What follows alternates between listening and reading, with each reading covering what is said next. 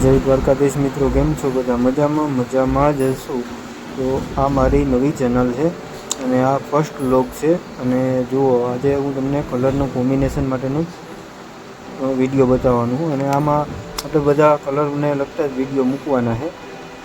એટલે ચલો આજે હું તમને બતાવું કલરનું જે કોમ્બિનેશન છે કેવું છે અને કેવું લાગે છે, તમે પણ કહેજો. ચાલો આગળ વિડીયોમાં જ જોઈએ. આ ગ્રે ઉપરના શેડ છે અને તમે જુઓ કેવો મસ્ત આનો લુક આવે છે.